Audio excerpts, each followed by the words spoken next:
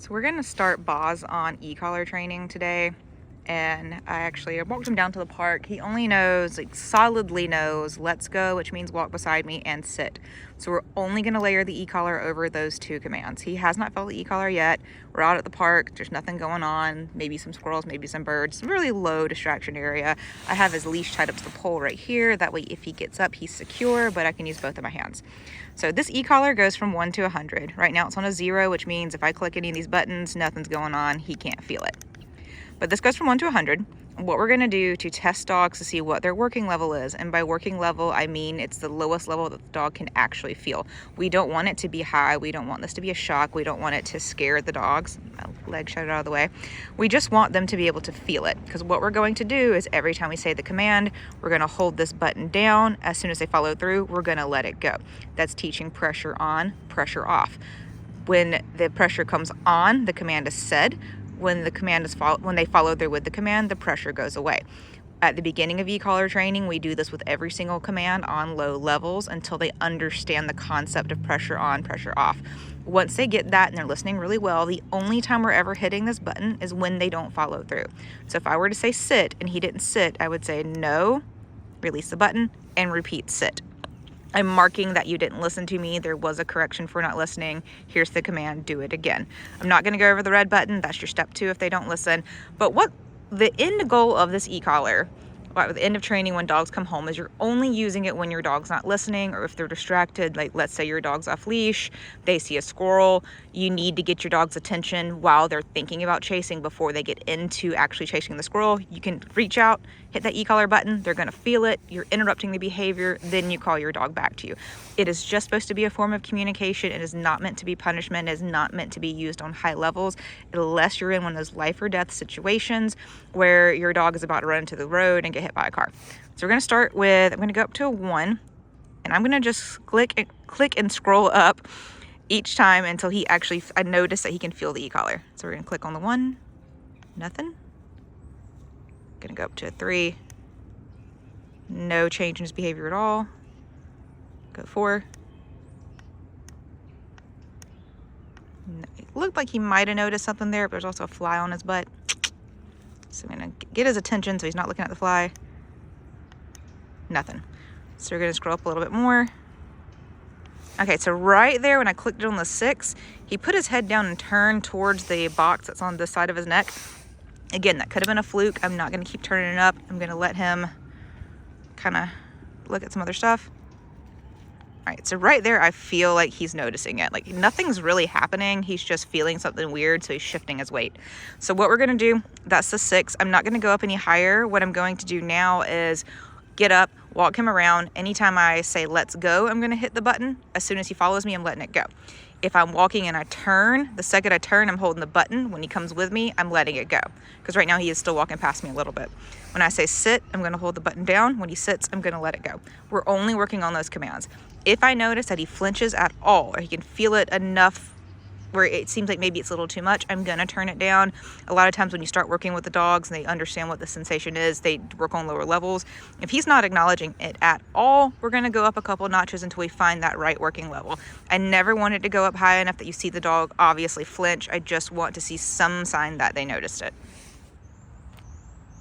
Now that we've found Boz's working level, which is, we're on a 6 right now, I'm gonna show you what e-collar training should look like. Know that every time I say let's go, I'm gonna hold the e-collar button down until he's actually following me. Anytime I say sit, I'm holding the button down until he sits down. As soon as he follows through on those commands, I'm letting the button go. I'm gonna actually hold my e-collar in my left hand with his leash. That's a little bit hard to do when you're first e-collar training, but as you get the hang of how to use the e-collar, it's so much easier to have everything in your left hand, especially if you're right-handed. That way you can like sign papers, do whatever you need to do. Also have treats over here. He's very treat motivated, so I'm gonna pair up the pressure of the e-collar with the reward of having a treat for following through. I'm gonna say let's go more than I normally do, so you can actually hear when I'm clicking the e-collar. I can't see my screen. I hope I'm in view right now, but I'm just gonna show you what it looks like. So let's go. So as soon as he followed me, I let go of the button. He's turning with me. Let's go. So right there when he didn't follow me, when I said let's go, I clicked the e-collar. Anytime he's not turning with me, I'm holding the button down where I would be pulling the leash. When he follows, I'm letting it go. you see any tension on his leash at all, I'm gonna hit the button. Sit. Yes, good boy. So when I said sit, I hit the button. When he sat down, I let it go. Again, we're working on really low levels. He already knows these commands. By layering it over commands he already knows, it's making understanding the e-collar much easier for him. So while he knows down with treats, I'm not using it right now until he really comprehends down. If he did know down, he would do it right now while I'm saying it. So I'm gonna hit the button, say let's go. We're gonna do this again. Let's go. Release.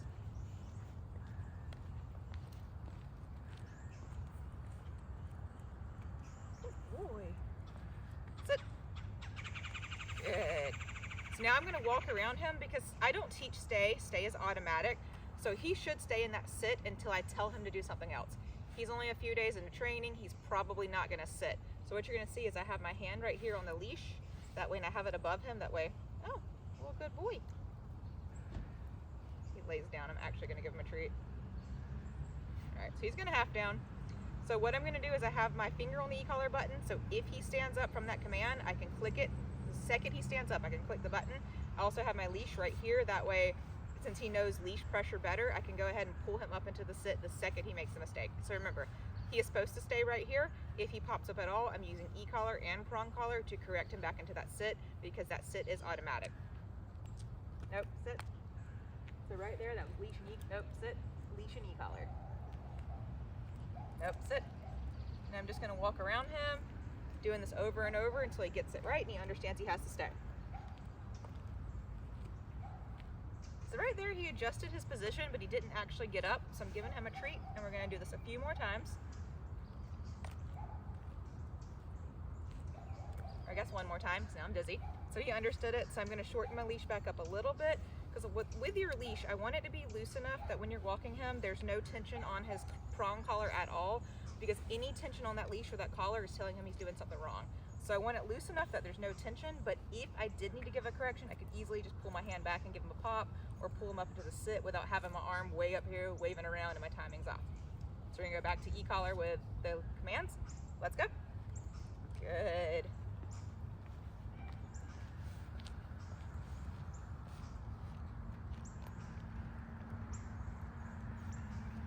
Sit. Yes. Good boy. And that is the beginning stages of e-collar, as we're only going to use e-collar right now for those two commands. As he starts to understand down and place a little bit better, which he's pretty good on place actually. I don't have it out here though. But as he learns a new command and he really understands what that command is, we'll layer the e-collar over those commands as well. We're going to continue that until he's fully understanding everything. He's listening really, really well. And then I'm going to start only using the e-collar if he doesn't listen, which would be, if I said sit and he just stood there, I would say no while pressing the e-collar button at the same time, release the button when I'm done saying no, and then tell him to sit again. So we're going to use it to just mark where he's not paying attention, and eventually, as long as you're consistent, you'll be able to wean your dog off of all of these tools, use a regular leash, and then be able to do everything that you want to do with them without having to have those backup tools. Now, if you're going to like the beach or hiking or camping or something where your dog will be off leash, even if you haven't used the e-collar in a while, I do suggest using that e-collar again, just as a backup, just as a safety net. Dogs are dogs. They do want to do whatever they want to do, and you never know what surprise thing might pop out. So it's always nice just having that e-collar as a backup. Even for my dog, who was 12 years old when he passed away, if we went somewhere like the beach and he was off leash, I had that e-collar just in case, because every now and then he found the one random woman that he liked more than me and he wanted to walk off with. But that's your beginning of e-collar training, and as we progress with him, I will post more videos showing how we're doing this training. All right, bud.